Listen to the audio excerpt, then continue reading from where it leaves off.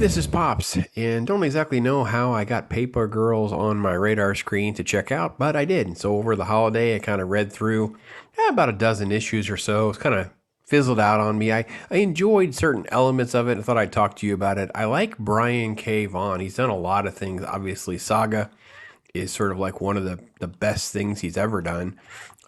Obviously, Why Last Man, Runaways, Ex Machina, things like that. There's a long list of things that he's done this well. So I thought, let me give this a go. And I have to admit, it's set in 1988. It's very immersive. It felt like the 80s. Like I felt like I was really in the right kind of place at the right kind of time. And all of those elements, I think, worked out pretty well. What I think was weird was the four girls are trying to unravel this mystery about what's actually going on. Turns out that you have these two factions of time travelers, the old versus young, and they're kind of caught in between. And you have all the dynamics of their relationships, their personalities, and that kind of thing. So it's not a bad read. I want to make sure I'm very clear. I can see why a ton of people love this series or love it. Cliff Chiang does a lot of the art. Again, you can tell that it's got that sort of like I don't know when it started in 2015 or not, but you got a lot more magentas, blues, light blues, pinks, purples. You get a lot more of that. And you also get this, she has no nose in this panel, right? There's a lot more of those. It's very digital, it's very digital. Doesn't feel real at all.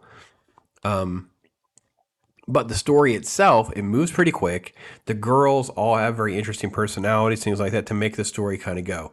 So I zipped through the first few issues pretty well and was really looking forward to reading more. But I think after the first 6 to 10 issues, it just sort of kind of the story just kind of meanders enough. So like, okay, get on with it. What are you doing? There's really not a lot of meat on the bone for me that kind of kept my interest, that I really, really enjoyed it at that point. Like it kind of just, the girls are always like, sometimes it's accidental. Sometimes it's not about being like time displaced. They're kind of moving around between the past and the current. They're meeting, a different version of themselves at one point. And of course, in the back of my mind, this is Brian K. Vaughan. It felt, and it does feel, and I'm sorry, this is me inserting here. I don't understand why I'm supposed to believe Brian K. Vaughan knows how like these teen girls talk and behave and act. And so many of the moments where they're talking about their own personal issues and things like that, it didn't always feel real. And there's even like a really gratuitously, I found it very cringy, of one of them gets their period. There's a lot of talks of how they deal with anxiety and all these different kinds of things.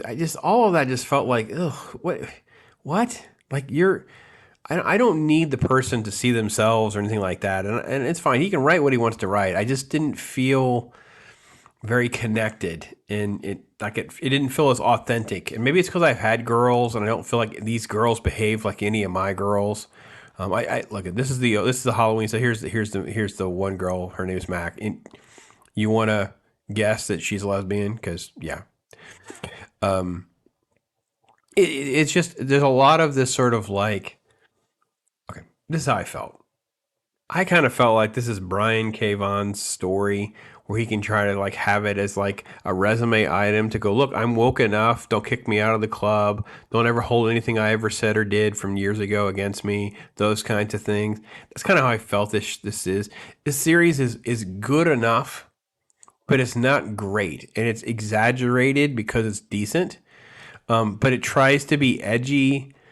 I will say I like the fact that the scene where one meets the future version of themselves, and that the future version is this sad, pathetic wine mom type woman where she's like cussing. She's a completely awful person to be around, and they're sort of mocking her behavior. That was probably the best sequence of the entire series for me, because it was really, really great commentary on the generational changes and time changes and culture.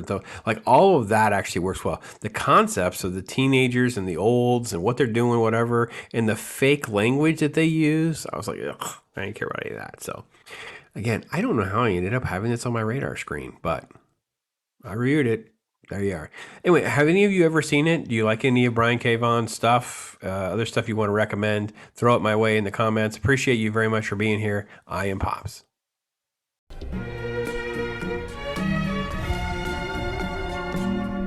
Yeah.